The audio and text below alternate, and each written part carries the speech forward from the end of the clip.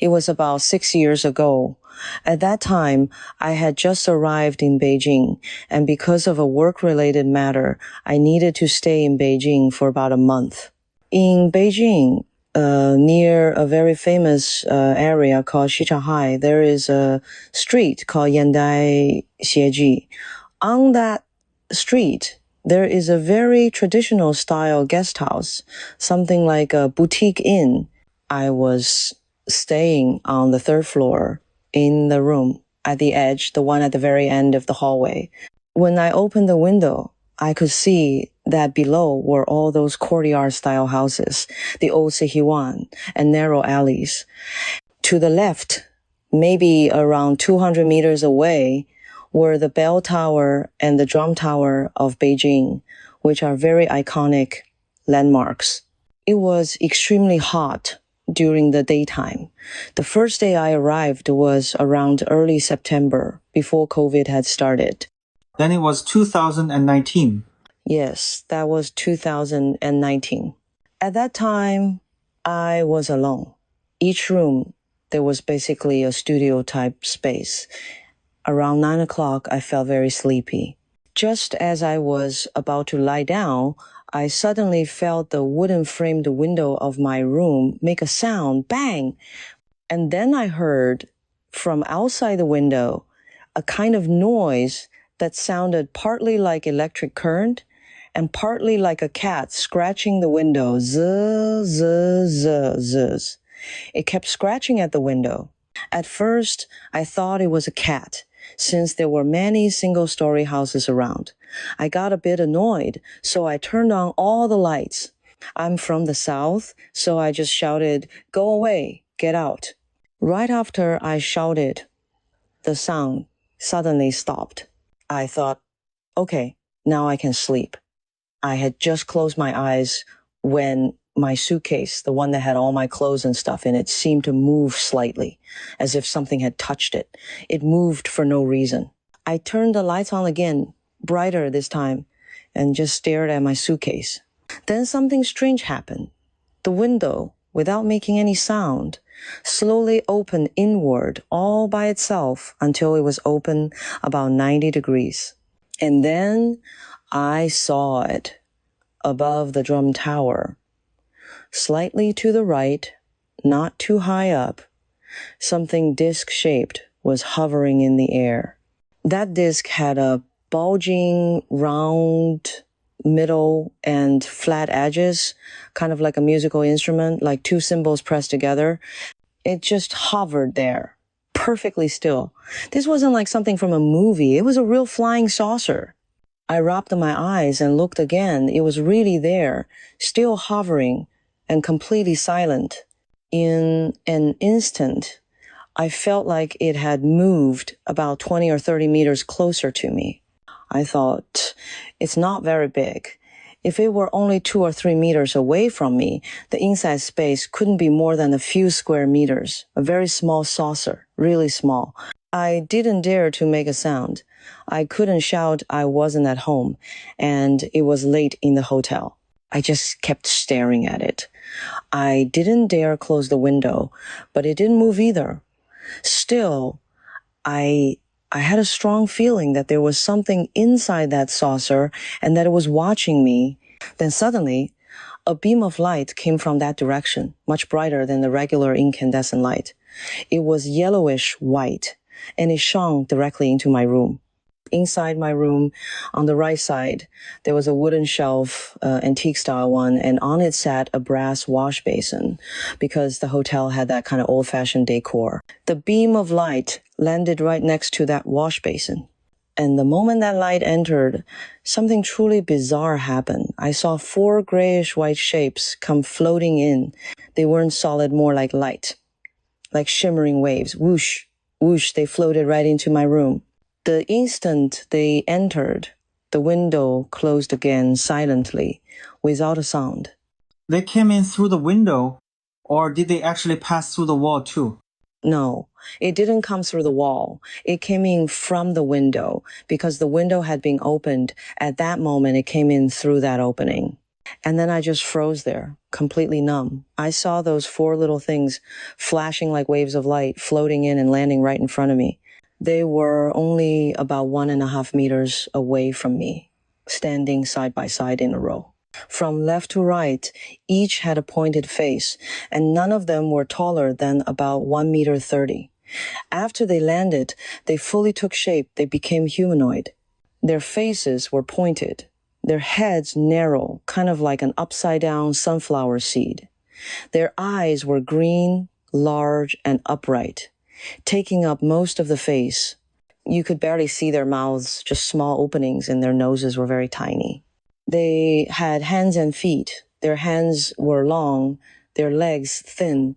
It looked almost funny the way they were lined up from left to right, 4 of them.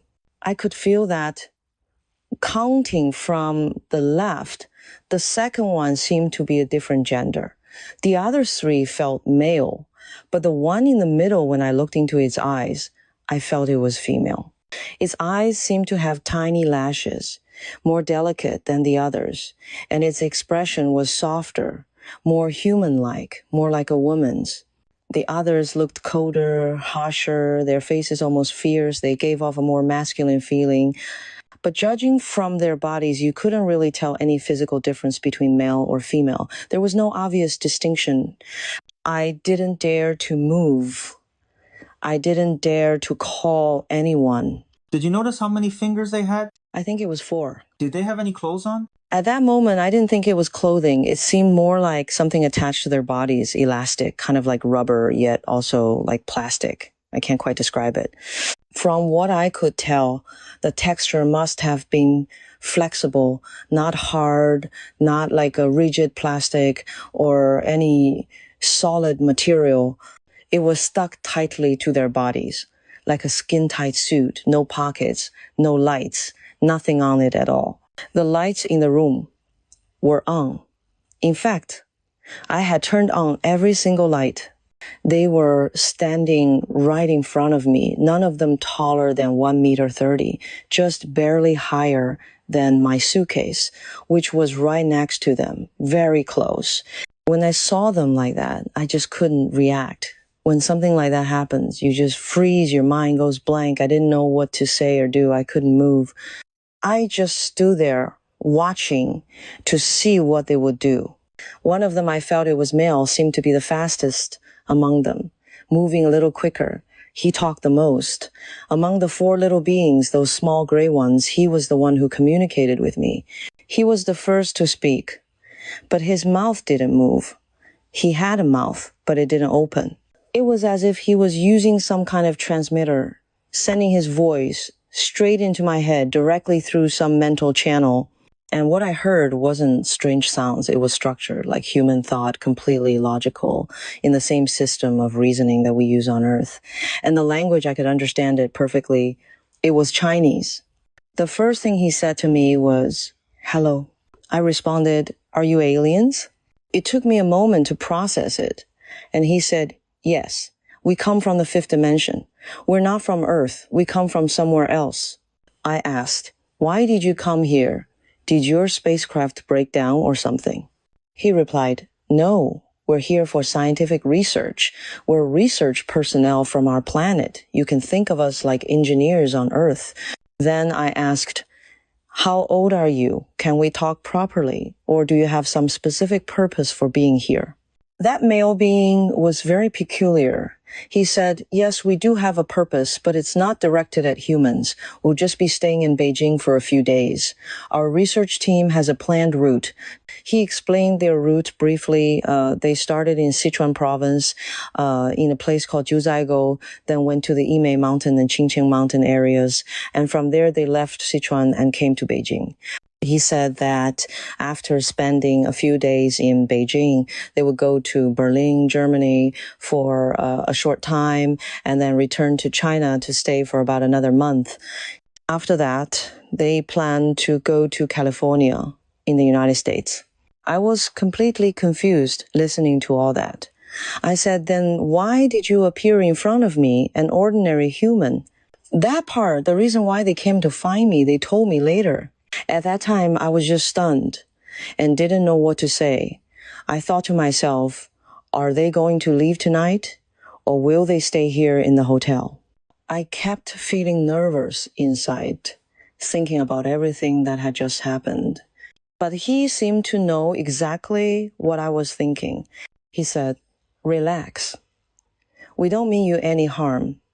We just came to talk with you for a bit. I asked, what is the main purpose of your research on Earth? What exactly are you studying? He said, we came to look for something that you humans consider traditional Chinese medicine, a kind of plant, and some others related to it. What we're looking for is red in color.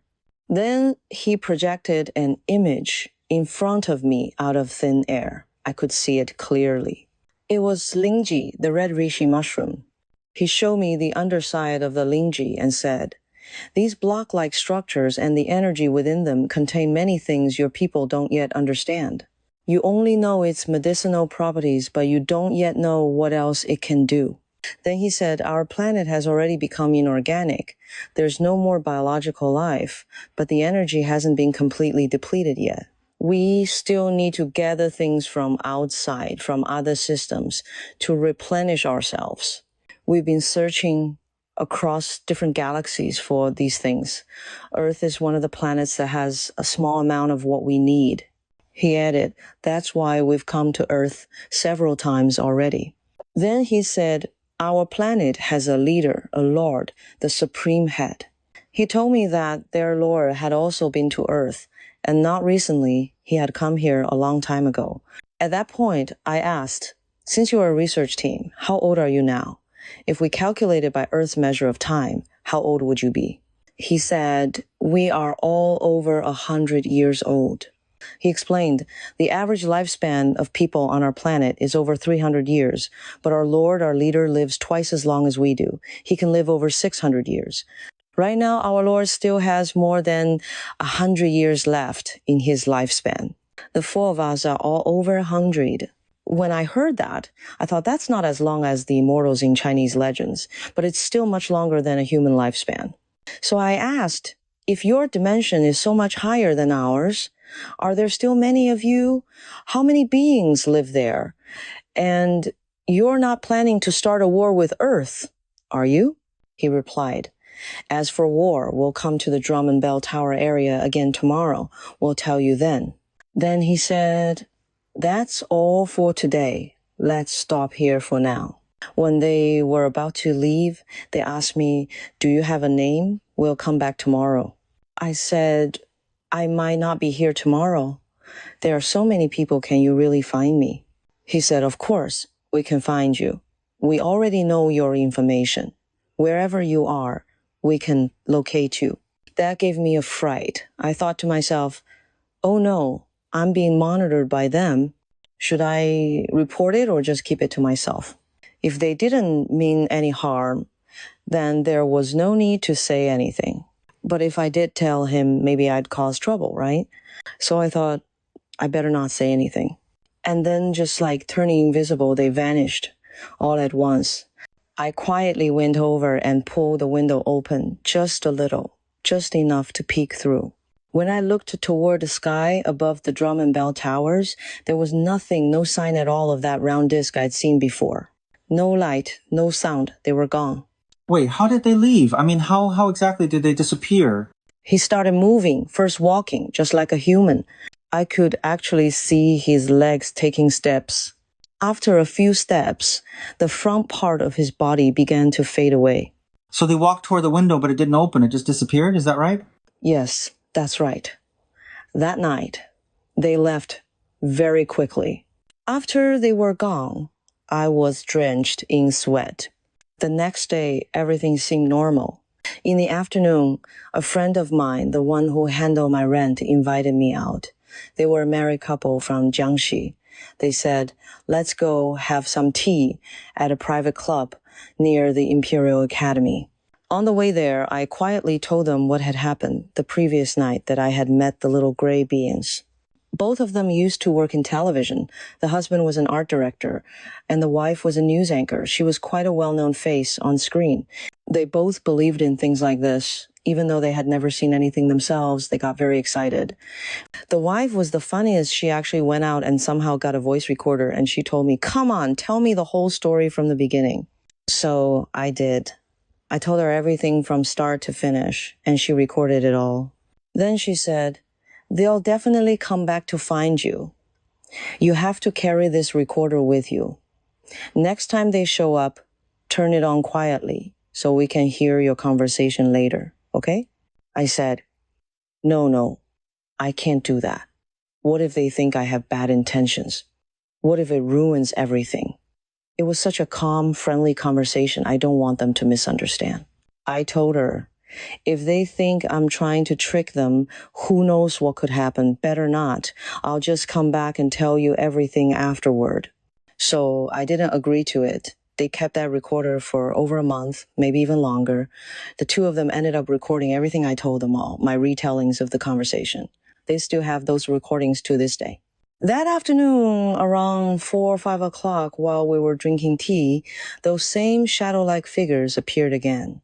But this time, they didn't show themselves physically. They were invisible. They didn't appear in front of everyone else at the table. When I saw them, I turned to my Jiangxi friend, his surname is Liu, and said, "Do you see them? They're here again. There are 4 of them." He looked at me and said, "You can see them?" I said, "Yes, I can see them." He said, "I can't." So I asked one of the little beings, "Are you deliberately making it so the people around me can't see you?"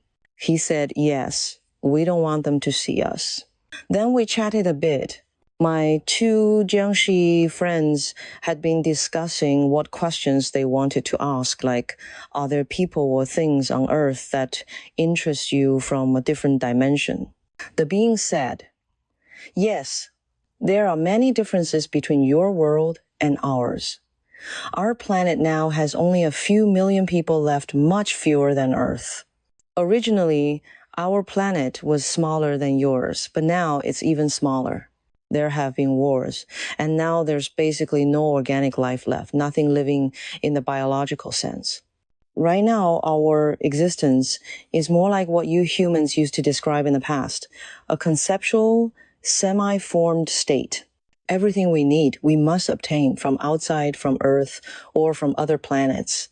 The purpose of our scientific research is to collect resources that we may one day be able to use again." I asked, "You are not going to steal or take them by force, are you? You are not planning to start a war with us?" He said, "As long as our Lord still reigns, no one would dare to go against him or start a war with Earth." Then he told me something astonishing. He said their Lord had actually met with 2 emperors from ancient China a very long time ago. I asked, "Which 2 emperors?" He said one was Qin Shi Huang, Yingzheng, the first emperor of China, and the other was Empress Wu Zetian of the Tang Dynasty. I was shocked. I said, "But your leader only lives about 600 years. How could he have met emperors who lived over 1,000 years ago?" He said, "That's because our concept of time is different from yours. We have a kind of technology that you might describe as folding time and space. Through this, we can travel instantly to the past or briefly to the future." He explained that traveling into the past could be done almost instantly, but reaching the future actually took more time. He didn't explain the principle. I couldn't really understand it anyway. So I asked, "If your civilization has such advanced technology, did you ever share any of it with us? Maybe with those ancient emperors or with the scientists around them?" He said, "Yes, some knowledge was exchanged, but not much. Only a little." Then he added, "One modern medical technology you humans use today actually originated from us. It was passed to Earth through a Swedish person and 2 American naval officers, one in 1930 and another in 1958. I asked, "What kind of technology?" He said, "It's something used in your modern dental medicine and also in orthopedic treatment. The hinge-shaped titanium alloy you use in surgery, that came from us." Later, I actually went to check that out, and it turned out to be true. Those developments really did begin around the 1930s, and they were indeed related to Sweden. Then the topic shifted to Germany. I asked, "So you like Germany?" He said, "Not exactly. It's not about liking Germany. Between Germany and Hungary, there's a small town. In that town, some people have kept their ancient traditions alive for generations. A portion of their early genetic code and energy actually came from our planet. They are like incarnations of our kind, lives from our world that were born on Earth." I asked, "So your people, your skin, what is it made of? Is that your real flesh?" I was really curious. It didn't look like skin. It looked rubbery, artificial. He said, "No. What you see isn't our real body. It's a kind of outer shell we use for shielding and invisibility, a layer that helps us operate safely when traveling across star systems. It adapts to our energy field and magnetic frequency, so what you see with your eyes isn't always our true form. It can change." Later, I learned that after this encounter, they were actually captured by the U.S. military. About a month later, they disappeared completely, and for almost 3 years, I lost contact with them. Eventually, I found out they had been taken away and brought to a place like your so-called Area 51 for research. That whole experience had a huge impact on me. Only those two friends, that married couple, know the full story. After that, my whole worldview changed. I realized that this world is not what it appears to be. I don't dare talk about it openly. If I did, people would think I'm making it up, or that I've lost my mind. How long did you talk with them? We talked for maybe a little less than 2 hours. How many people were there at the time? Just 4 or 5 people. What were the others doing while you were talking to him? They were just chatting among themselves. They couldn't see anything. When I was talking with them, the communication was transmitted directly. The people next to me couldn't hear their voices at all. Could they hear you when you spoke? I didn't actually speak with my mouth. They could hear whatever I was thinking. It was all in my mind, not spoken out loud. So, you mean during your second conversation with the aliens, you didn't actually speak out loud? But the first time, you were talking, right? Maybe you were just asking the questions that came to your mind. And that second time, you were sitting in that observation room together with everyone else. The aliens were sitting there too? They didn't sit down, no, they were just standing. I didn't really talk to the others because I didn't know them well. I only knew my friend. She was the one who invited me to have tea with them. So you were just sitting there, quietly, secretly, talking with the aliens? They were interested in round objects inside the tea room. Things like tea leaves and umbrellas didn't interest them at all. But anything that was spherical, like crystal balls or decorative glass orbs, those caught their attention. They would pick them up and look at them closely. When they picked them up, I wasn't sure if the people around us could still see those things on the table, because from my view, when they picked something up, it actually lifted off the table. It wasn't there anymore. So these aliens were actually moving around too? Yes, they were walking around inside. They were curious about some of the things there. So when they picked something up and the others couldn't see it, it's like the tea itself was floating, right? Yeah, that's what it seemed like. I couldn't figure out why the others couldn't see it. I could clearly see them lifting those objects, holding them between their fingers. I saw it with my own eyes, but for some reason, no one else could. Later, I actually went to ask about this. I talked to a living Buddha from Tibet. I told him what had happened and asked why it was like that. He said it was because of the difference in dimensions. When beings from different dimensions interact, your energy field overlaps with theirs. What you see exists within your own range of perception, but to ordinary people, it still appears as if everything remains in its original state within their own dimension's logic. They seemed particularly interested in a woman's shawl.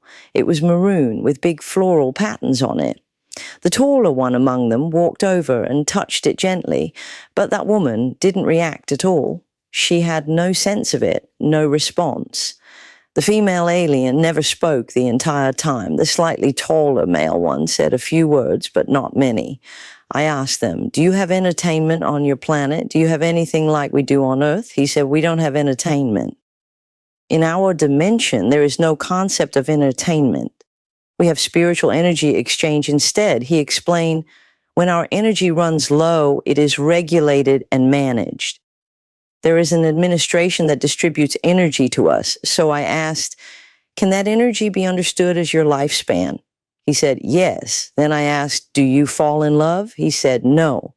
We have male and female forms, but we don't fall in love. Love is something that exists among humans on Earth. We don't have romantic relationships, but other star systems do. There are civilizations that experience that. Then he said, we little gray beings, the ones you call grays, and we are not just one kind. There are many different types. Our kind, the fifth dimensional ones, are just one group among many. He also told me that he liked Morgan Freeman, the black actor. I thought maybe it was because Morgan Freeman played in a lot of science fiction movies, so he liked him for that reason. When we were talking about entertainment, I hoped they might mention a Chinese celebrity, but no. Aside from those two emperors they mentioned earlier, they did not bring up anyone else. One more question. Have you ever written down everything you talked about after all these years? No, I haven't. What about the recordings your friends made? Did you ever make a backup of those? I didn't, but that friend and I have always been close. He's still in Beijing now, but I think he took those things back to Nanchang. They've been stored at his home ever since. There were so many things that happened later, all sorts of complicated events, not just that one. The third time I saw them was near Guiji Street in Beijing. You know that area, right? Across from there, there's a place called La Grande Shangyuan, and across from it was a residential community called Beijing. And my friends from Jiangxi, the husband and wife, lived there at the time. Downstairs, there was the traditional Chinese Medicine Research Institute near Dongximen. I was staying at their place because I wasn't staying in a hotel anymore. Their apartment was on the 5th floor, about 80 square meters, 2 bedrooms, a living room, a narrow kitchen along the side, and a small bathroom. It was in that place that a lot of strange things happened later, more communication with them. They came to us again. At first, I thought I was starting to forget about everything, but about a month later, they showed up again at my friend's home, and this time it was far more intense than before. There was physical contact and real physical changes that completely defied the logic of Earth. I remember that afternoon very clearly. It was a little after 2:00. My friend and his wife had something to do and went downstairs to take care of it, so I stayed by the window and said to myself that I would have some tea. While I was drinking, the door made no sound. It did not even open. They just appeared, coming in directly, floating in like waves of light. When I saw them, I realized it was the same group. I said, "You're still in Beijing? You have not left yet?" He said, "No, we have been to many places," and it was the short one who spoke first again. I asked, "How can I help my friends or the people around me understand this? For us humans, it is really hard to believe." Then I said, "Can I take a picture of you?" He said, "No. Our leader has made it clear that everything we do on Earth should remain hidden and not be discovered by humans." I asked, "But your dimension is much higher than ours.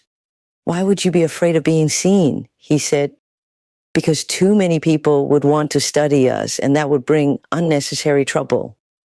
Right now, our energy supply is only enough for the few million people left on our planet. It is not enough. We still need to gather resources from elsewhere. If too much attention is drawn to us, it will cause many problems. It is not as simple as mutual understanding." He said, "In the past, we have fought wars with other planets. It is not like what you imagine, that we die in battle like humans do. What you see as our death is actually when we withdraw our primary energy form back into our core space. It does not disappear immediately. It can be re-injected into another form and then rebuilt into a new outer shell, like the ones you see us wearing. We can continue existing and functioning that way." I was shocked when I heard that. I asked, "So are you still considered living beings?" He said, "Of course we are. We can connect with you consciously and physically, but we are not life forms as you humans define them." You see, what you think of as an inanimate object, like a plastic cup, you call it dead matter. But in our dimension, on our planet, we can make it come alive. It can change shape, take on new forms. It is not what it appears to be to your eyes that completely stunned me. That was the first thing that truly amazed me. Then I asked another question. I said, on a physical level, how come your spacecrafts make no sound and you can move through walls unaffected by Earth's gravity? Even though you are aliens, that is still unbelievable. I said, it reminds me of the mythical beings in Chinese legends, the immortals, spirits, and demons who can pass through walls or change shapes. He said, let me give you an example. On Earth, you have a material called stainless steel. Its melting point can be around 1,000 degrees. To you, it is stable because of its atomic and molecular structure. In your world, everything follows the rules of your physics within the Earth's magnetic field and atmosphere. The fourfold lattice structure keeps it stable, always within a certain range of vibration. He continued, but we can use our conscious energy to generate a field that dissolves that fourfold structure. It separates into 3 layers, like the dual polarities you describe in your Taoist philosophy. We can then rearrange the structure temporarily. During that rearrangement, there is a brief period of instability that humans cannot perceive, but we can expand that moment infinitely, freeing the object from the force field that binds it to Earth's gravity. Once it is no longer under that influence, it can change form according to our conscious control. It can transform quickly or hold another shape temporarily. Then once it exits that threshold, it can return to its original form. He said, it is a fascinating and powerful technology, but your Earth does not have it yet. You are not a scientist, so I can only explain it in simple terms. Then the tall one did something extraordinary. He said, space itself can also be distorted in an instant through high-speed energy conversion. He said, I will show you what I mean. That was the moment that truly broke my sense of logic and reality. He lifted what I think was his index finger, because they only have 4 fingers, and touched the top of my thumbnail with it. The instant he made contact, I felt half of my body expand outward, completely out of control. My whole body felt electrified, yet I did not faint or fall. The next second was something I will never forget for the rest of my life. I was on the 9th floor, and the roof of the building across from me was already so high that I could barely see the top. My view was very narrow. Then, in what felt like 8 or 9 seconds, the entire building I was in started rising very fast, spinning clockwise as it went up. I felt my stomach drop, like that moment when an airplane takes off. It felt like I was being stretched, but I was not in pain. I just felt myself being pulled longer and longer, like time itself was stretching. At first, I thought it was a hallucination, but it was not. The building kept rising until it was at least 10 stories higher than the roof across from me. The top of that building had a shared terrace with clotheslines and laundry hanging out. I could even see an old man's shirt fluttering beside the line. I was completely shocked. I could only see the rooftop across from me and thought that if this whole building just moved like that, wouldn't the neighbors notice? Wouldn't the people downstairs feel it? I was so confused. Then, just as I was thinking that, the building suddenly started spinning in the opposite direction and dropped back down within just a few seconds, returning to its exact original position. After that, I ran downstairs. The next day, I went to talk to the old man and woman who lived on the first floor. I asked, no, did you feel an earthquake yesterday afternoon around 2 o'clock? They said, no, everything was normal. Nothing shook. Are you out of your mind? We didn't notice anything at all. I swear to you, it felt more intense than a roller coaster. It was unbelievable. How could a building move like that? Living things can grow like plants or animals, but a building made of concrete and steel, that should be impossible. I guess that was my third kind of close encounter. Before that, they had never physically touched me. After everything returned to normal, I asked them, why did you show me all this? Like, what are you trying to tell me? They said, you humans don't realize that you all carry an energy spirit. This spirit can travel through time and space, but some of them are weaker and more limited. We have met you before. You are an old friend. You just don't remember. They told me that from that day on, many things in my life would change my understanding of the world. They said, we will give you a new world, a new awareness. I think they are scientists, maybe engineers of some kind, and I found that fascinating. My mind was completely shaken. That night, I could not sleep at all. When they left, they did not go through the window. This time I did not see the spacecraft either. They left through the door. There was that same wave-like light again, dimming as it disappeared, just like a horizon fading into darkness. Because I had experienced this before, I could accept it a little more calmly this time. But that night, I still told my two friends about it. I was extremely tired after 11 o'clock. I could barely keep my eyes open. They took out the recorder and said, you need to finish telling the story now, just in case you forget tomorrow. They were full of energy, real night owls, and kept me talking until 2 a.m. The aliens had already gone, but I could still feel that strange sense of connection lingering in the air. After that, I was the one talking while they were recording. I answered everything based on my own experiences, everything I could remember. They just kept recording it all on the voice recorder. Did they tell you what they were going to do? They only mentioned it briefly. They said they had gone to a place called Mexico. I asked, what were you doing there? They said, we went to study a plant that grows near cactus. It's a kind of dry, reddish plant that's hard to identify. So, we were checking whether its energy might be useful to us, similar to the spore plants we studied before. I asked, did you run into any danger that time? They said, no. But after that trip, sometime later, they were captured by the Americans. When you talked with them, did you ever ask them to sit down or offer them any food? Did you ever see them eat anything? I asked them, do you eat food? Can you consume things from Earth, maybe drink or absorb something in your own way? And he said, so we don't need to. The way we draw energy is something humans cannot really understand. And I asked, where does it come from? He said, it's from the same area as what humans call the anus. We have a designated control system for managing energy. He explained that when one of them runs low on energy, they send out a signal and they are recalled to a kind of operating platform. The energy there transforms into light. It shines on them and the light strikes their lower body, injecting energy directly into them like a bolt of lightning. He even showed me an image of it. I remember thinking it looked a bit like a frog crouching down. The posture was the same, both feet on the ground, the upper body leaning slightly forward. The light from that platform hit them from behind, flashing just once, and after that they were full of energy again, moving around as if completely recharged. When they talked with you, were they standing the whole time as well? Yes, they never sat down, at least not when they were with me. They never sat or rested at all. You know those movies where aliens sit around drinking or smoking with people? Like that one called Crazy Alien? I watched it once. In that film, they drink, smoke, even get trained by humans. But no, nothing like that ever happened. At least in my experience, there was never anything even close to that.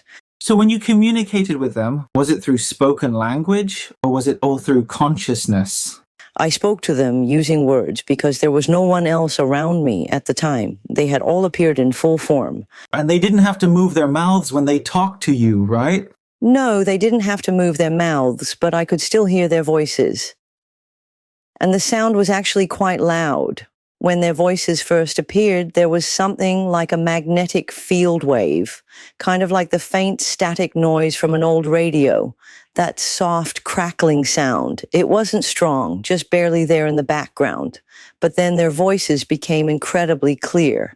And when that happened, it felt like every other sound around me disappeared. Normally, when I talk, there are little background noises, small sounds, echoes, or people talking outside. But in that moment, everything went completely silent.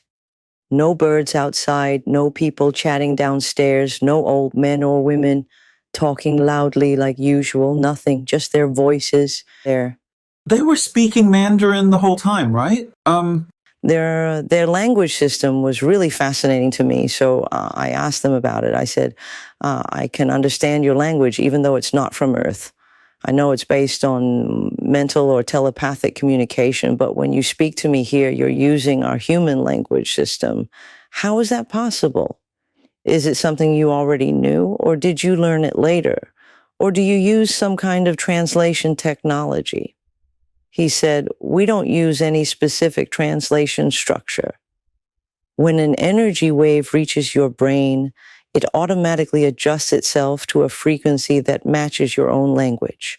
When you hear my voice, it switches instantly into a form you can understand. He told me that this energy layer functions like a universal frequency. Whether it's English or Chinese, each language has a baseline vibration within the universe. That vibration can be decoded by any advanced intelligent life from higher dimensions. He said that because of this same frequency, even during interstellar wars in the past, their signals were often intercepted by other civilizations for those beings with dimensions higher than theirs. They had almost no secrets. So when they come to Earth, they don't need to study or practice any language. They can understand every dialect spoken here. He said they even know many extraterrestrial languages that humans have never heard of. After that, things just got stranger and stranger. Those few months were absolutely surreal. I've always loved hearing stories like this, the spiritual and the mystical kind. Do you know a place in Beijing called Changjiwan? At that time, I felt it wasn't very convenient to keep staying at my friend's place. They were a married couple, and I was just one woman living there with them. I felt awkward, like a third wheel, so I told myself, I'll just find my own place. I took some money and went to the Tongzhou area near Zhangjiawan. The rent there was cheap. I had already shipped many of my things from home because I had decided to stay in Beijing for work, so I moved there. Nothing happened the first day. About 8 or 9 days later, something strange began again. I was living on the 6th floor of an old building.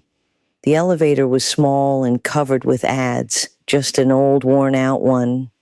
When you stepped out of the elevator, my rental room was just to the left in front. Inside, I had hung a thangka, a painting of the medicine Buddha that a friend had given me. After I hung it up, I didn't think about it again. It just made the room feel peaceful. I was living alone and feeling comfortable. Then my normal life officially began, and the strange things started happening again. It was the afternoon, around 4 o'clock. I noticed that they never appeared in the morning, always in the afternoon. When I came home, right across from the entrance was the kitchen, a long rectangular one with a balcony at the end. It was a big kitchen. I was thawing a piece of meat that day. I was in the living room, but from there I could see about 2/3 of the kitchen. Only the far end by the balcony was out of view. Suddenly I saw something flicker inside. I thought maybe my eyes were playing tricks on me, but part of me already suspected something. I thought, is it him again, that little gray one? But this time, something else appeared, a completely different kind of being. This time the encounter wasn't something I initiated. They called him in. It wasn't me. But that being appeared right there, in my kitchen, in my rented apartment. I remember I was defrosting a piece of meat. I was sitting in the living room, but from where I sat, I could see about 2/3 of the kitchen, not the balcony part, just most of the counter. And then, just like before, no sound, no door opening. He came straight through the wall. He was tall, but slightly hunched over, and the moment I saw him, I froze. He looked absolutely terrifying, far more horrifying than the little gray beings. His head had a few thin strands of hair, but his face, it was that of a leopard, like a leopard you'd see in a zoo, wrinkled, skin peeled tight, red and muscular underneath. You could see the muscle texture beneath the skin, like his face was carved from raw flesh. He stood there like an upright leopard, but with a human body. His presence was powerful, his movements silent but heavy, like waves of muscle shifting under his skin. And then I saw him stretch out his hand. His fingers were long with sharp nails, and he started scratching at the frozen meat on my counter. Not violently, but almost curious, testing it, scratch, very lightly. I was stunned. I thought, oh my God, what is this thing? My heart stopped. I couldn't even scream. Everything I could use as a weapon was in the kitchen, right next to him. I was sitting on the sofa, frozen. It felt just like the first time I saw the little grays, but worse. So much worse. And then he stepped forward. Still no sound, just that eerie, silent movement. But you could feel the strength, like watching a large animal move with complete control. He came closer, stopped about a meter away from me, maybe less. We just stared at each other. Then, without opening his mouth, a voice came, a clear voice in my head. "Hello," he said. "My name is Psych." He didn't say where he came from, only his name, Psych. At that moment, I didn't know what that meant. Later, when the little gray ones came again, they told me his name was actually Set, from ancient Egypt. That being, Set, was recorded in their mythology as the god of death. He wasn't exactly what we'd call an alien. He was something else, a different kind of existence altogether. I asked, "What are you? Why are you here?" He said, "I'm just passing through. I came to see you. I thought, why me? We're not even the same species." I was terrified, hoping maybe one of the little gray ones would suddenly appear, because at least I knew them. He seemed to sense my fear. I felt like he was shrinking himself down to fit into my apartment, adjusting his size. When he first appeared, he seemed huge, but the ceiling was low, so he compressed his body slightly, still standing about 6 feet tall or more. He said, "We've met before, but you don't remember." "Not in this life. In one of your past lives, you lived in Egypt." I asked, "So are you from Earth or from somewhere else?" He said, "I'm not from Earth. I've just spent a long time here. I often travel between Earth and other places. You can call me an alien if you want, but that's not entirely accurate." When he spoke, his mouth didn't move, but I could sense sharp teeth inside, and his expression was terrifying, more beast-like than any animal I'd ever seen. I thought to myself, I should pray. Maybe he'll leave. And right then, he said, "You were just praying to your human gods, asking me to leave. I'll go when I finish what I came to say." And I asked, "What do you want to say?" He said, "I have a brother, and you humans recorded him very wrongly." I asked, "What brother?" He said, my brother's name is Anubis." I said, "The one with the jackal head from Egyptian mythology?" He said, "Yes. Both of us were recorded incorrectly by your people. I come from a higher dimension, and most of what was written about us is not true." I said then you should tell that to a historian, not me. I can't correct that. He said, "Something big is about to happen here. Not just in Beijing, but across your entire planet." He said, "You should be careful about your world's safety." I was surprised and said, "You even care about our safety?" Later, I realized he was talking about the COVID-19 pandemic. Because about 2 weeks after this happened, the little gray ones appeared again, and around that time the news about the outbreak in Wuhan began to spread. It was shocking. When I looked up who he really was, I realized he was associated with death, the kind of god connected to dark omens. He also told me he had a task to complete. I asked, "If you're leaving now, where are you going?" He said, "I have a mission. Right now, I'm the one assigned to Earth. I'll be in Yinchuan, China for a day. Then I'll return to my dimension." I asked, "So you come out of your dimension just to complete specific missions?" He said, "Yes." He didn't explain anything more than that. The next day, I asked the little gray ones about it. They came through the wall again, just like before, standing there as they spoke to me. I asked them, "Yesterday, some kind of being came to see me. Can you explain what that was?" They said, "What you saw was once known to humans as a god of death, an ancient being that people worshipped long ago. They told me that many of the deities humans worship actually exist, but they exist in different dimensions. Some of them interacted with humans in ancient times, while others never did. Some have been recorded in history and some have not. They said that many of these beings are from higher dimensions, beyond human imagination. They said the being I saw came because he is a storm god, a god of tempests. When tornadoes happen, he is the one who creates them. They said he might appear in other parts of the world when those storms occur, but we humans simply do not know it. They said he came to visit you for the same reason we did. They explained that the energy of many people on Earth does not actually originate from this planet. It comes from other dimensions. In your language, they said, there are different kinds of reversed energies, some higher, some lower, some blocked or limited. They said, we know the truth about these things, including many parts of your planet that humans have not yet discovered. It is not just animals and plants that you have failed to fully understand. There are many other forms of existence that you have not studied yet. They mentioned that there are several major locations on Earth with strange and terrifying things that still exist, including places in China's Xinjiang region. They said, no, there are things there that are completely unknown to your scientists. They have never been reported or studied, but they exist in peace, or at least they appear to. They said, your parents and ancestors were not originally meant to be exactly as they are now. Everything has been predetermined. Humans are not naturally born from Earth. You were all designed. That was what the little gray ones told me. I asked them, so you reproduce like humans do, right? You have male and female and you create offspring. They said, no, we are not born through mating like humans or animals. We were created, not born. We cannot reproduce naturally. That is why our population keeps decreasing.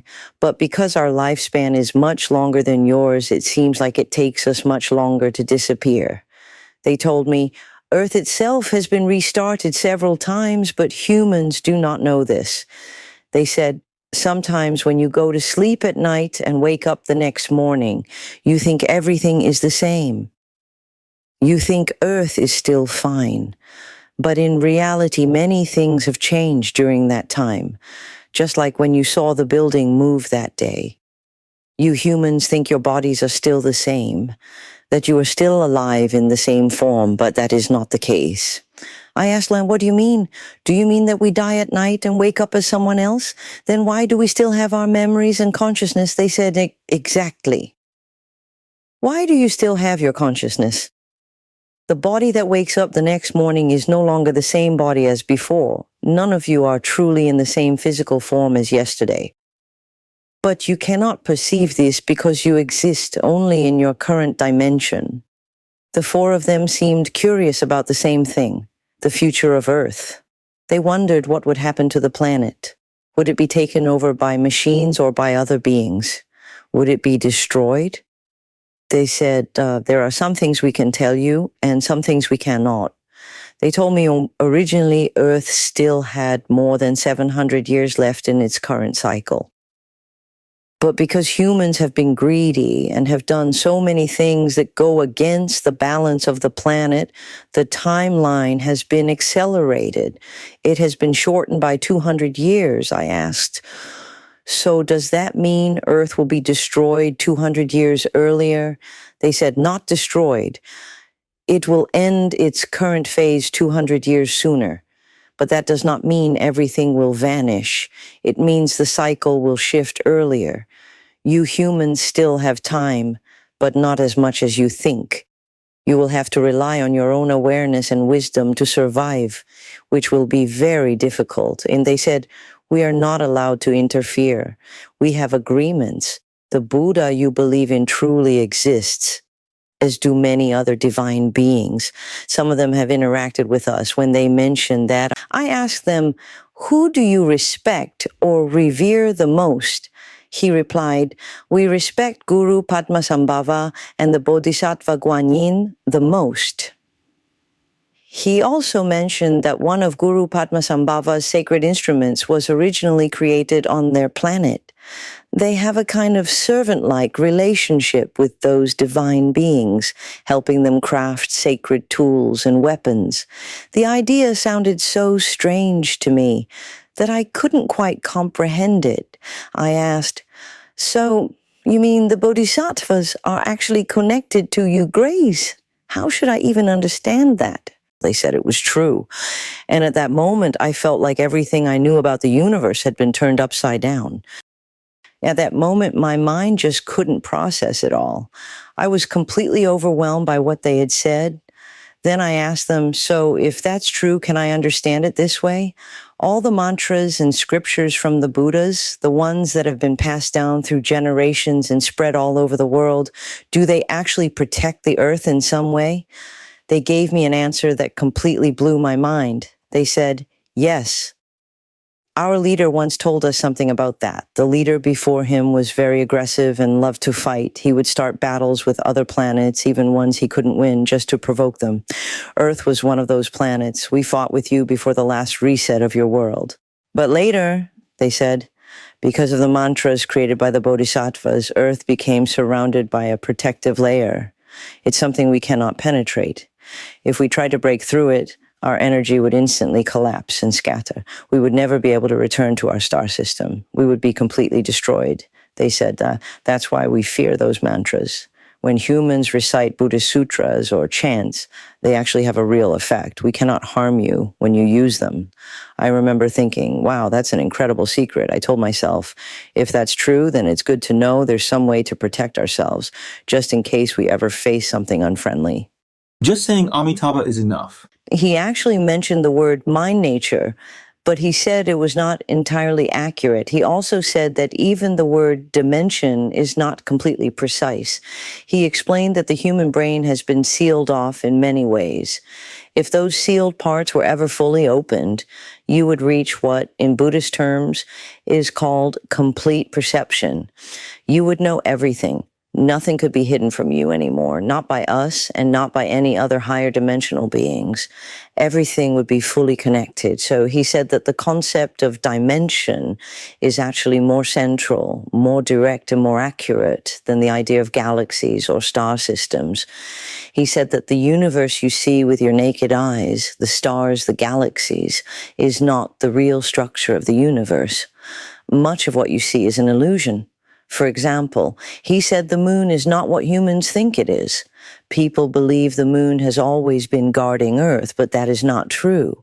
The moon is actually a kind of transfer station for many alien civilizations.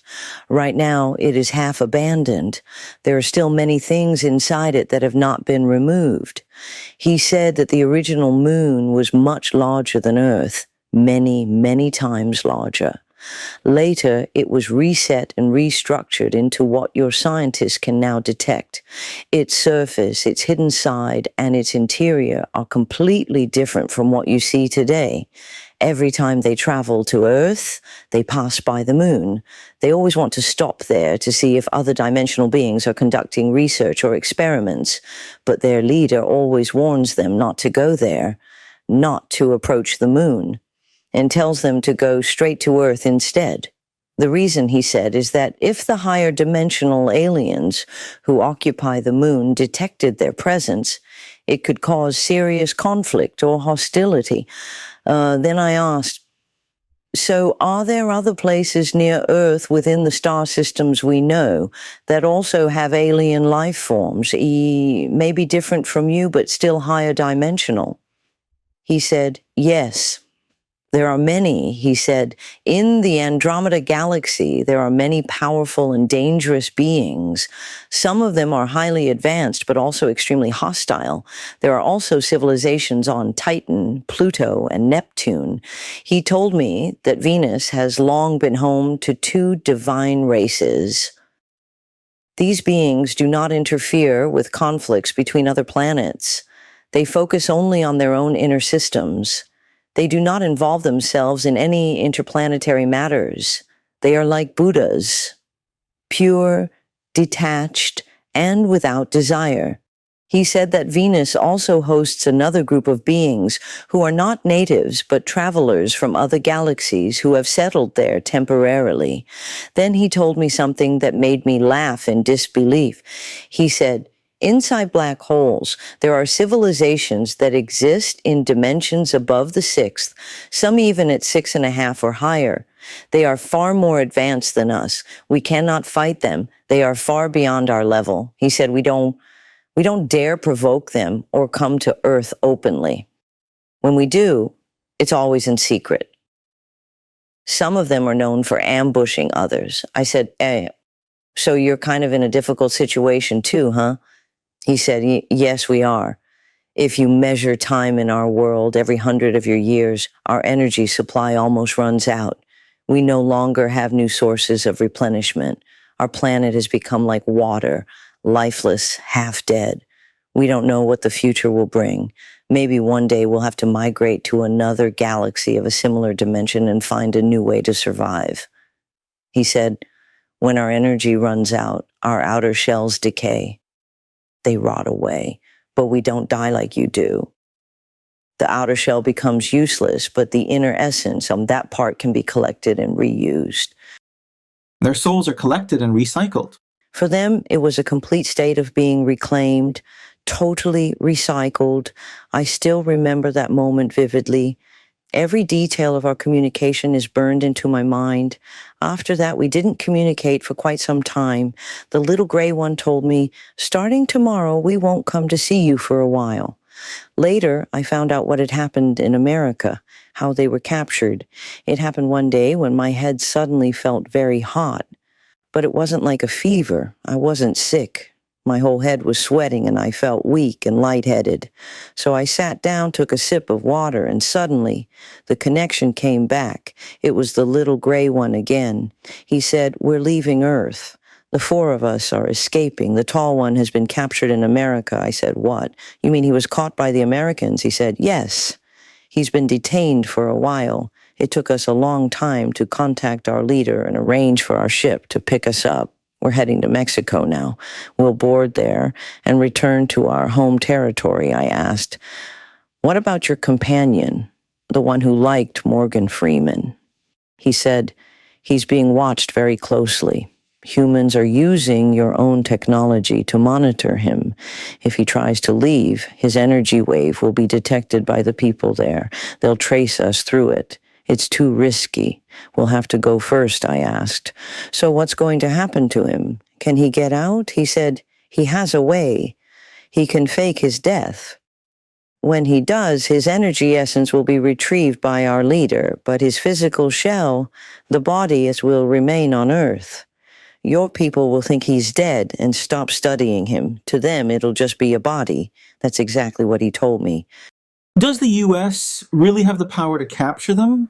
In the middle of our talk, I interrupted and said, wait, when you mentioned that second time in New York, I've been wondering about something. I asked him, besides those divine beings and the high-dimensional entities you talked about, the ones you fear, is there any country on Earth that has weapons or core technologies strong enough to make you afraid? Maybe something like psychic or superhuman energy weapons? He said, no, not really. But the Americans are trying to contact other beings, ones from even higher dimensions here to deal with us and study us. Then he added something that gave me chills. He said, your America has signed something like a devil's pact. They made a deal, and that's why they have non-human assistance. We 4 are just engineers. We can't fight those kinds of beings. We're no match for them. We were never meant for war. He paused for a second and then said, there's only one thing we can do. Run. I did the little gray one, the alien, come to find you in the first place. He told me that long before all of this, every human being carries what they call a core energy, a kind of ultimate life force. This energy isn't the same for everyone. Some people have it stronger, some weaker. He said that over countless ages, many people have been rebooted. That was the word he used. Rebooted, meaning their energy gets reborn again into a human embryo with a new body, a new lifetime. Maybe they live a few decades, then die, and that same energy returns only to come back again. He said the sources of those energies are different and that each dimension has its own level, higher or lower. Then he said something that really shook me. We've met many times before. You just don't remember. That's why we came to you again, because you're one of our old friends. So, are you saying you're actually an alien reincarnated as a human? He said that many people living on Earth actually carry fragments of that same cosmic energy, and it's been projected here from elsewhere. But when it reaches Earth, it doesn't stay pure. It merges with the planet's magnetic and energetic fields, reshaping itself, reordering itself until it becomes something new and something hybrid. He said, that interference, that blending, is still a mystery to you humans. You think it's just genetics or DNA mapping or cellular structure, but that's only the surface. There are much deeper secrets buried underneath. Then he added almost casually, in a few hundred years, you'll start to understand. But for now, just leave it be. So, where are you from? I'm from the south. My hometown's in Jiangsu. Yesterday you mentioned that they met Qin Shi Huang and Empress Wu Zetian. So when those emperors actually saw the aliens, what did they say? Did they leave any record of it? Of course, their first reaction was kind of funny. Now, they actually tried to worship them. At that time, when they saw the glowing circular object in the sky, that flying disc, the emperor and his ministers thought it was something divine. The night before, one of them had a dream. They believed these beings were heavenly immortals. So the next morning, when the heavenly sound came from above, they thought the aliens were descending through the clouds. And in their minds, anything that came from the clouds had to be celestial. The way they saw it, these beings weren't travelers from another world. They were gods arriving from the heavens in divine ships for the emperor and his closest ministers. This was a heavenly secret, a revelation from above. They believed such things could never be shared with others. Only they were allowed to know. In reality, what they encountered involved technology, advanced technology, what we'd now call black tech. Some of it was passed down, though not completely. The small gray beings taught them a little, shared a few things, but over time, that knowledge was lost, hidden, forgotten. You've been in contact with them for so long and so many times. Did they ever leave you anything? Like a sign, an object, something to prove they were really here? They didn't leave anything with me directly, but later, when they were caught in the U.S., one of them told me something strange. He said, after some time, go back near the place where you first met us, the tea house. Around that area, within 2 streets, there's a man who often travels. He described exactly what that man would look like, and even told me the man had a little shop inside Wu Daoying, selling clothes and accessories. He said, don't pay attention to most of the things in that store except for 3. Inside a glass cabinet, there were 3 green glass-like stones, like jade or colored glaze, each with a hole through the middle. He said, go find the owner and ask him for them. He'll give them to you. Those stones aren't from Earth. He explained that through brainwave transmission, they had guided that man while he was traveling in Egypt to retrieve the stones. They were originally placed inside one of the pyramids beside a pharaoh's sarcophagus. There were 3 of them, and they'd been brought to China, ending up in that little shop. When I finally went there, I found the place exactly as he said. I asked the shop owner, can I buy those beads? He said, oh, these? They're not really beads. My sister picked them up during a trip. I just thought they looked pretty. Then he smiled and said, if you like them, take them. You don't need to pay. He and his wife were incredibly generous. They didn't take a cent. When I brought them home, I showed them to the living Buddha I knew. He said, these carry the energy of that realm. Someday they'll be useful to you. Don't sell them, don't give them away, and don't let anyone touch them. So I've kept them ever since, 3 green stones resting quietly at home, never moved, never changed. They said they're from the 5th dimension, so that's not even in our galaxy, right? They said they're not from the same place as the Andromeda beings. According to them, the ones from Andromeda are much more hostile, more aggressive, more warlike. They're not like us, he said. He told me their planet has a name, but it's impossible for us to pronounce it the way they do. He tried to slow it down so I could catch the sound. In our human language, the closest way to say it would be something like Wukleya. He said their world isn't visible from Earth. It's not in any of the constellations we know. You can't see it with the naked eye or even detect it through our astronomy. It doesn't belong to the Milky Way. And he mentioned the black holes too, that there are many of them, and inside there exist beings far beyond their own level, much higher in dimension. He said what humans observe as just darkness is actually full of structures and life forms we can't comprehend. Some of the architectural designs on Earth, he said, were faintly inspired by those higher dimensions, echoes of what exists out there. That's why some of our ancient buildings look strangely familiar to them. So, the pyramids, who built them? Did you ever ask about that? Or what about Dui? Who built that? I didn't ask that much. I only asked about the pyramids because, that being named Set appeared, and he's connected to the pyramids. He's the god of death, right? He said himself that he had lived near the Sphinx for about 3 lifetimes. I mean, according to how we humans count time, that's what Set said himself. You could call him a higher dimensional alien or maybe a divine being. Either way, he's something in between. Not quite a god, but not what we'd call an extraterrestrial either. It's hard to put him into a single category, All right, that was great, but honestly, everyone's minds are kind of spinning right now. So many questions coming up. You should take a break. Thank you so much for sharing. You've been talking for what? Almost 2 hours? It's been 6 years already. My God. I told him, I went into a friend's live stream the other day. He's a new host I just met. He collects stories, so I shared my experience about the little gray beings there. But then I said to him, wait, I need to double check something with you. When exactly did we record those tapes? I asked. Do you still have the recordings? He said, yeah, they're still around. I just haven't had time to go back to Nanchang to sort them out. The recorder's still there.